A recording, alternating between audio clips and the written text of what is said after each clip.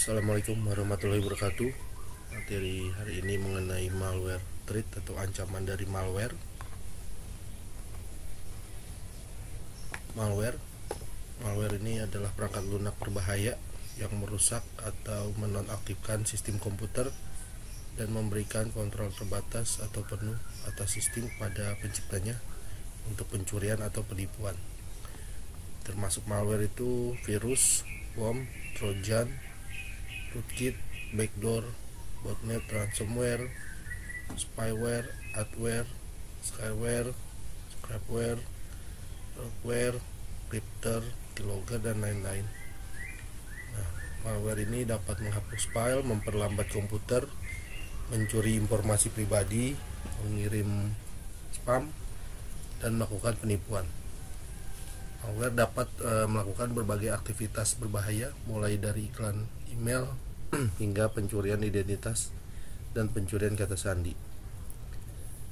Program malware ini mengembangkan dan menggunakannya untuk serang browser dan lacak situs web yang sering dikunjungi, mempengaruhi kinerja sistem sehingga membuatnya sangat lambat, menyebabkan kegagalan perangkat keras, membuat komputer tidak dapat beroperasi, mencuri informasi pribadi termasuk kontak, menghapus informasi berharga yang mengakibatkan hilangnya data yang substansial, serang sistem komputer tambahan langsung dari sistem yang disusupi, terus kotak masuk spam dengan email iklan. Ini berbagai cara malware dapat masuk ke dalam sistem. Pertama ada aplikasi messenger. Jadi infeksi dapat terjadi melalui aplikasi instant messenger seperti Facebook Messenger, WhatsApp Messenger, Google Hangout. Jadi pengguna ini berisiko tinggi saat menerima file melalui pesan instan. Jadi tidak peduli dari siapa atau dari mana, selalu ada risiko infeksi oleh trojan. Pengguna tidak pernah bisa 100% yakin siapa yang berada di ujung lain koneksi pada saat tertentu. Misalnya Anda menerima file melalui instant messenger dari orang yang dikenal seperti Bob. Anda akan mencoba membuka dan melihat file tersebut. Nah, ini bisa menjadi trik di mana penyerang yang meretas ID messenger dan kata sandi Bob ingin menyebarkan trojan ke daftar kontak teman Bob untuk menjebak lebih banyak korban. Media perangkat keras portable. Media perangkat keras portable ini contohnya flash drive, CD atau DVD, dan hard drive eksternal. Ini bisa aja menyebarkan malware ke dalam suatu sistem. Misalnya Bob dapat mengakses sistem Alice tanpa kehadirannya, maka dia dapat menginstal trojan dengan menyalin perangkat lunak trojan dari flash drive ke hard drive. Tebak perangkat lunak browser dan email. Jadi browser yang ketinggalan zaman ini sering mengandung kerentanan yang dapat menimbulkan risiko besar bagi komputer pengguna. Kunjungan ke situs jahat dari browser tersebut dapat secara otomatis menginfeksi mesin tanpa mengunduh atau menjalankan program apapun. Skenario yang sama juga terjadi saat memeriksa email dengan Outlook Express atau perangkat lunak lainnya. Manajemen patch tidak aman. Di perangkat lunak yang tidak ditambah menimbulkan risiko keamanan yang tinggi. Pengguna dan administrator TI tidak memperbaharui perangkat lunak sehingga banyak penyerang memanfaatkan celah ini. Karena manajemen patch yang tidak aman, penyerang dapat mengeksploitasi kerentanan dengan menyuntikkan malware ke dalam perangkat lunak yang dapat merusak data yang tersimpan di sistem perusahaan. Proses ini dapat menyebabkan pelanggaran keamanan yang luas, misalnya pencurian file rahasia dan kredensial perusahaan. Aplikasi regu atau umpan. Ini penyerang dapat dengan mudah memikat korban untuk mengunduh aplikasi atau program gratis. Jika sebuah program gratis mengklaim dengan adanya fitur-fitur seperti buka alamat, akses untuk memeriksa beberapa akun POP3, banyak pengguna yang akan tergoda untuk mencobanya. Jika korban mengunduh program gratis dan memberi label sebagai terpercaya, perangkat lunak perlindungan seperti antivirus akan gagal menunjukkan bahwa penggunaan perangkat lunak baru. Dalam situasi ini, penyerang mendapatkan email, kata sandi akun POP3, kata sandi yang di-cache, dan penekanan tombol melalui email tanpa pemberitahuan siapapun. Situs tidak terpercaya dan aplikasi atau perangkat lunak web freeware. Jadi sebuah situs bisa mencurigakan jika terletak di penyedia situs web gratis atau yang menawarkan program untuk aktivitas ilegal. Banyak situs web jahat ini memiliki tampilan profesional, forum umpan balik, dan tautan ke situs populer lainnya. Pengguna harus memindah file menggunakan antivirus sebelum mengunduhnya. Hanya karena situs web tersebut terlihat profesional tidak berarti situs tersebut aman. Mengunduh file dari internet. Jadi Trojan memasuki sistem ketika pengguna mengunduh aplikasi berbasis internet seperti pemutar musik, file, film, game, kartu ucapan, dan screen saver dari situs web jahat. Makro Microsoft Word dan Excel juga digunakan secara efektif untuk mentransfer malware untuk mengunduh file MS Word atau Excel yang berbahaya, dan ini dapat menginfeksi sistem. Malware juga dapat disematkan dalam format file audio atau video. Lampiran email adalah media yang paling umum untuk mengirim malware. Lampiran ini dapat berupa apapun, dan penyerang menggunakan ini untuk mengelabui korban agar mengklik dan mengunduh lampiran. Lampiran dapat berupa dokumen, lagu, file, video, brosur, faktur, surat penawaran pekerjaan, surat persetujuan pinjaman, dan lain-lain. Contohnya misalnya ada teman pengguna sedang melakukan penelitian dan pengguna ingin tahu lebih banyak tentang topik penelitian temannya. Nah, pengguna ini mengirim email ke teman untuk menanyakan tentang topik dan menunggu balasan. Penyerang yang menargetkan pengguna juga mengetahui alamat email ini. Penyerang hanya akan membuka kode program untuk mengisi kolom dari email yang salah dan melampirkan trojan di email. Si pengguna akan memeriksa email dan mengira bahwa temannya itu telah menjawab pertanyaan dalam lampiran. Mengunduh lampiran dan menjalankannya tanpa berpikir bahwa itu mungkin trojan, ini bisa mengakibatkan suatu serangan terhadap sistem.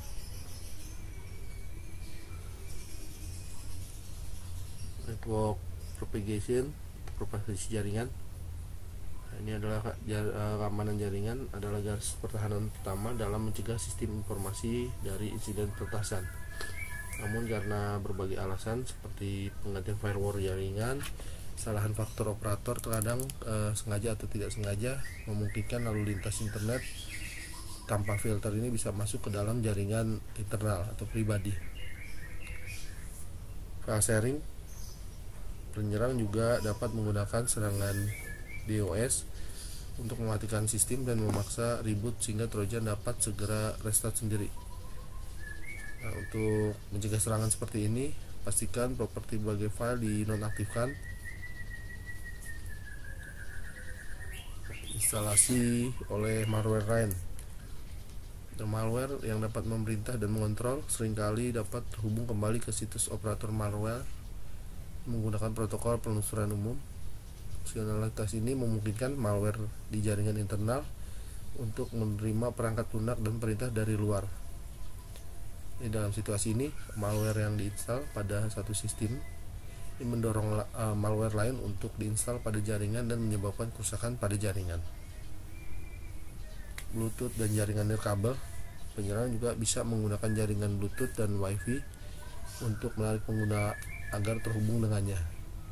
Jaringan terbuka ini memiliki perangkat lunak dan perangkat keras yang dipasang di tingkat router yang dapat menangkap lalu lintas jaringan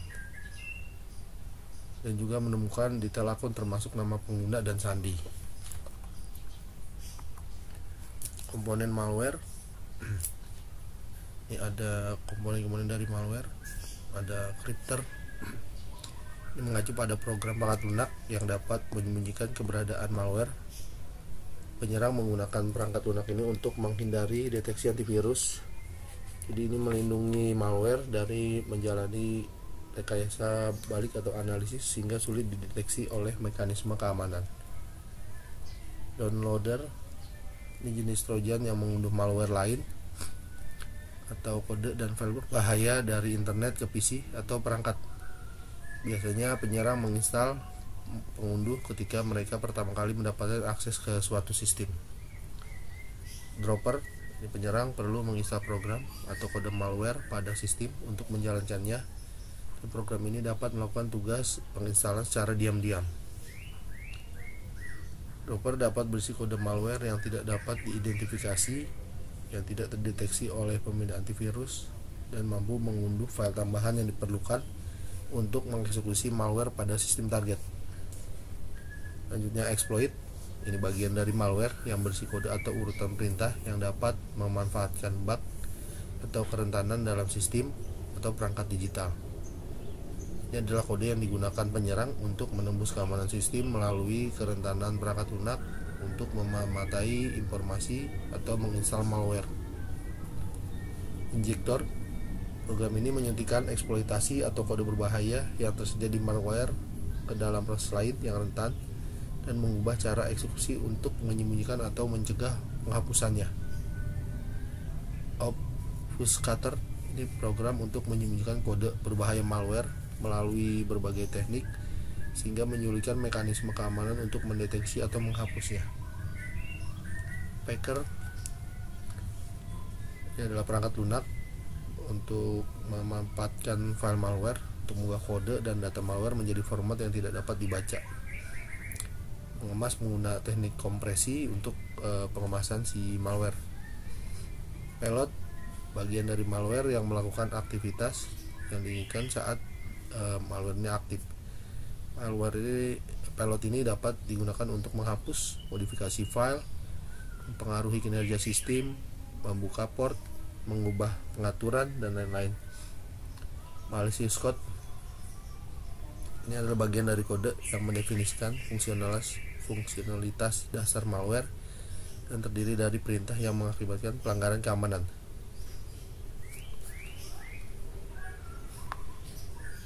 Trojan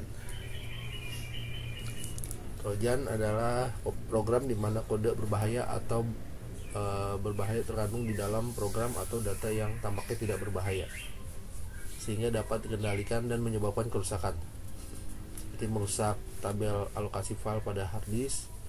Penyerang menggunakan Trojan untuk mengelabui korban agar melakukan tindakan yang telah ditentukan. Trojan diaktifkan pada tindakan spesifik yang telah ditentukan, seperti menginstal perangkat lunak berbahaya secara tidak sengaja, mengklik tautan berbahaya, dan lain-lain.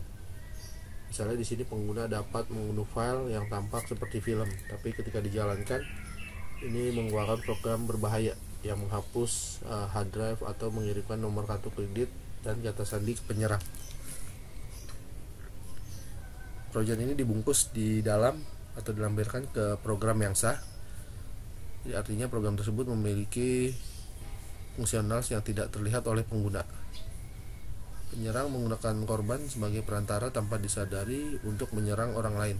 Mereka dapat menggunakan komputer korban untuk melakukan tindakan ilegal seperti serangan denial of service. Trojan ini bekerja pada tingkat hak istimewa yang sama dengan korban. Misalnya jika korban memiliki hak istimewa untuk menghapus file, mengirim informasi, memodifikasi file yang ada, dan menginstal program lain. Ada malfungsi komputer, misalnya kena gejala serangan Trojan, misalnya DVD room ini terbuka dan tertutup secara otomatis, layar komputer berkedip, terbalik, gitu ya, sehingga semua ditampilkan mundur. Printer secara otomatis mencetak dokumen, halaman web tiba-tiba terbuka, terus kursor mouse bergerak dengan sendirinya, keyboard dan mouse freeze, membeku, dan banyak lainnya. Ini adalah port yang digunakan oleh Trojan untuk berkomunikasi. Cara menginfeksi sistem menggunakan Trojan, Jadi penyerang ini dapat mengontrol perangkat keras serta perangkat lunak pada sistem dari jarak jauh dengan menginstal Trojan. Setelah Trojan diinstal pada sistem, ini data menjadi rentan terhadap ancaman serta kemungkinan penyerang dapat melakukan serangan pada sistem pihak ketiga. Penyerang mengirimkan Trojan dalam banyak cara untuk menginfeksi sistem target. Misalnya Trojan disertakan dalam paket shareware atau perangkat lunak yang dapat diunduh. Ketika pengguna mengunduh file tersebut, sistem target secara otomatis menginstal Trojan. Atau juga iklan pop-up yang berbeda mencoba mengelabui pengguna. Mereka diprogram oleh penyerang sedemikian rupa sehingga tidak masalah apakah pengguna mengklik ya atau tidak. Download akan dimulai dan Trojan akan menginstal diri sendiri pada sistem secara otomatis. Pengguna terkadang tergoda untuk mengklik beberapa jenis file, misalnya seperti kartu ucapan, film, dan gambar yang mungkin berisi Trojan. Mengkliknya akan menginstal Trojan. Nah, gambar ini adalah langkah-langkah yang diikuti penyerang untuk menginfeksi mesin target menggunakan Trojan. Misalnya di sini adalah attacker. Ini buat paket Trojan dengan menggunakan kit konstruksi Trojan. Jadi ada kitnya gitu ya, untuk si kuda Trojan seperti Dark House Trojan Virus Maker. Terus dibuat dropper. Buat dropper ini yang merupakan bagian dari paket Trojan yang menginstal kode berbahaya pada sistem target.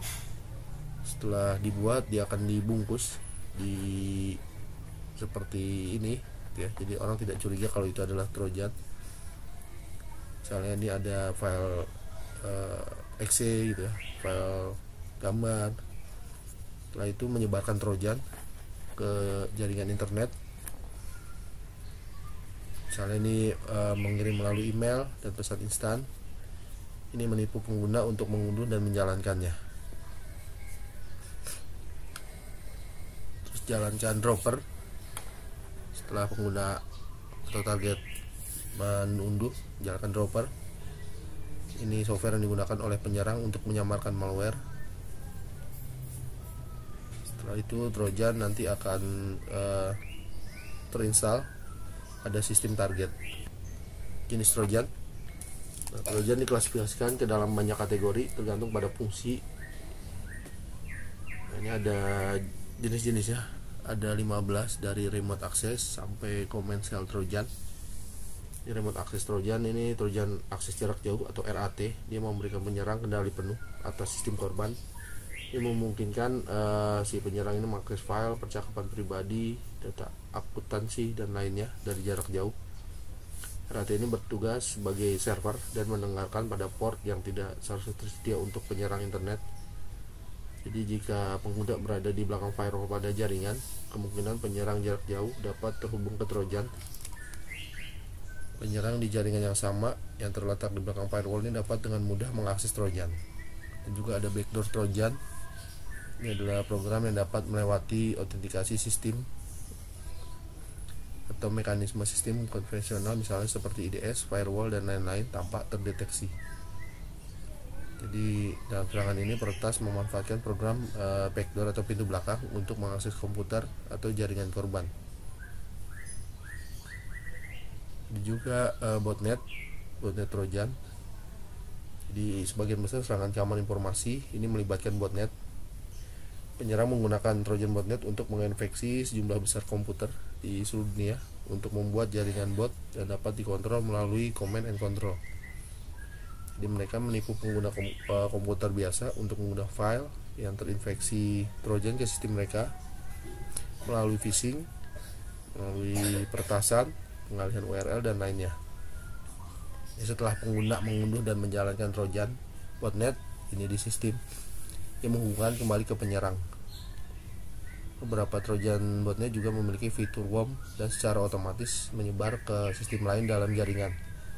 Ini membantu penyerang untuk meluncurkan berbagai serangan dan melakukan aktivitas jahat seperti serangan denial of service, spam, penipuan, pencurian nomor seri aplikasi, dan lain sebagainya. Bagaimana cara penanggulangan Trojan? Yang berikut adalah beberapa penanggulan Trojan. Pertama, hindari membuka lampiran email yang diterima dari pengirim yang tidak dikenal. Blokir semua port yang tidak perlu di host dan firewall. Hindari penerimaan program yang ditransfer melalui pesan instan. Perkuat pengaturan konfigurasi default yang lemah dan nonaktifkan fungsionalitas yang tidak digunakan, termasuk protokol dan layanan. Pantau lalu lintas jaringan internal untuk port dan lalu lintas terenkripsi. Hindari mengunduh dan menjalankan aplikasi dari sumber yang tidak terpercaya. Install patch dan pembaharuan keamanan untuk OS dan aplikasi.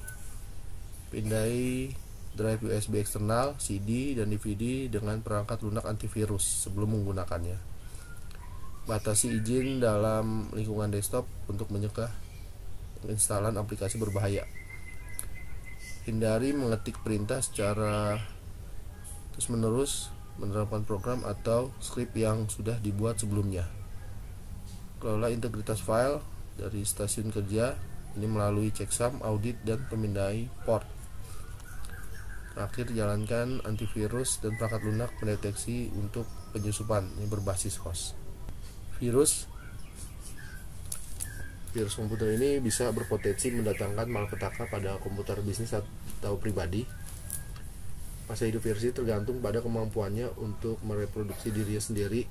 Oleh karena itu, penyerang merancang setiap kode virus sedemikian rupa sehingga virus mereplikasi dirinya sendiri. Virus komputer adalah program mereplikasi diri yang menghasilkan kodenya dengan menempelkan salinan dirinya ke kode lain yang dapat dieksekusi dan beroperasi tanpa sepengetahuan atau keinginan pengguna. Ini seperti virus biologis. Virus komputer itu menular dan dapat mencemari file lain. Dan virus dapat menginfeksi mesin luar hanya dengan bantuan pengguna komputer. Nah, ciri-ciri virus. Kinerja komputer terpengaruh karena infeksi virus. Infeksi ini dapat menyebabkan hilangnya data, sistem crash, dan korupsi dari file.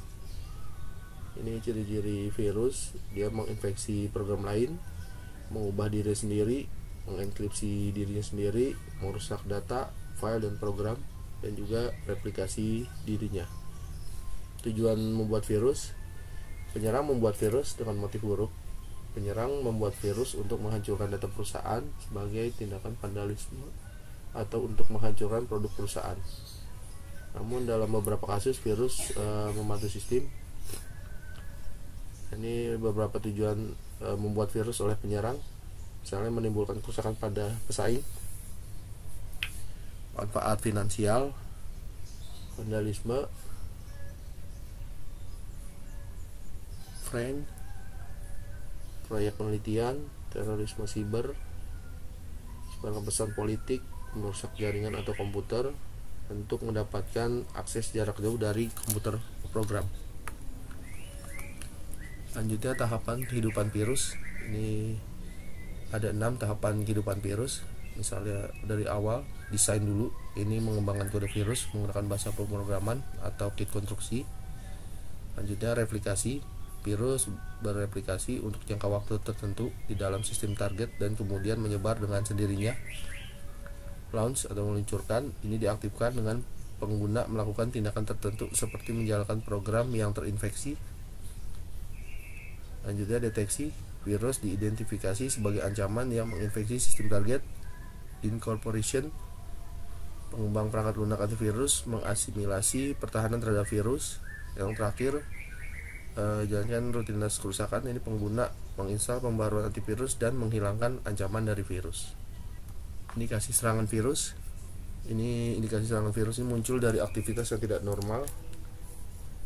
Di aktivitas abnormal ini mencerminkan sifat virus dengan mengganggu aliran reguler suatu program atau proses. Namun tidak semua bug yang dibuat berkontribusi dalam penyerangan sistem. Mereka mungkin saja hanya positif palsu gitu ya, false positif. Misalnya jika sistem berjalan lebih lambat dari biasanya, orang mungkin berasumsi bahwa virus mempengaruhi sistem, tapi alasannya mungkin program yang berlebih. Jadi belum tentu kerja lambat karena adanya virus. Jadi ketika virus menginfeksi komputer, korban atau pengguna akan dapat mengidentifikasi beberapa indikasi adanya infeksi virus. Ini ada beberapa indikasi virus komputer. Proses membutuhkan lebih banyak sumber daya dan waktu. Ini menghasilkan penurunan kinerja. Komputer berbunyi bip tanpa tampilan. Label drive berubah dan tidak dapat memuat OS. Peringatan antivirus yang tidak konstan. Komputer sering hang atau beku atau mengalami kesalahan seperti SOD. Blue screen of death. File dan folder hilang. Aktivitas hard drive yang mencurigakan. Jendela browser yang freeze atau membeku. Kurangnya ruang penyimpanan. Iklan dan jendela pop-up yang tidak diinginkan. Nah, ini bagaimana komputer bisa terinfeksi virus. Untuk mengidentifikasi sistem virus itu harus masuk setelah pengguna mengunduh dan menginstal virus dari sumber apapun dan dalam bentuk apapun. Virus mereplikasi dirinya ke program lain. Kemudian virus dapat mengidentifikasi atau dapat menginfeksi komputer dengan berbagai cara. Nah, ini caranya. Pertama, unduhan. Di penyerang memasukkan file virus ke dalam program perangkat lunak populer dan mengunggahnya ke situs web. Jadi ketika pengguna tanpa sadar mengunduh perangkat lunak yang terinfeksi ini dan menginstal sistem, maka akan terinfeksi. Lampiran email. Penyerang biasanya mengirim email yang sudah terinfeksi virus sebagai lampiran dan menyebarkan virus pada sistem korban. Ketika korban membuka lampiran berbahaya, virus secara otomatis menginfeksi sistem. Perangkat lunak bajakan. Menginstal versi perangkat lunak yang sudah di-crack gitu ya, misalnya OS, Adobe, Microsoft Office. Ini dapat menginfeksi sistem karena mungkin berisi virus. Gagal menginstal perangkat lunak keamanan. Dengan meningkatnya parameter keamanan, penyerang merancang virus baru. Gagal menginstal perangkat lunak antivirus terbaru atau memperbarui secara teratur dapat membuat sistem komputer terkena serangan virus. Browser. Secara default, setiap browser dilengkapi dengan keamanan bawaan. Jika browser tidak dikonfigurasi dengan benar, ini dapat mengakibatkan menyalakan script secara otomatis yang pada gilirannya memungkinkan virus masuk ke dalam sistem. Firewall. Menonaktifkan firewall akan membahayakan keamanan lalu lintas jaringan dan mengundang virus untuk menginfeksi sistem. Pop-up. Ketika pengguna mengklik pop-up yang mencurigakan secara tidak sengaja, virus yang tersembunyi di balik pop-up akan memasuki sistem. Setiap kali pengguna menyalakan sistem, kode virus yang diinstal akan berjalan di layar belakang.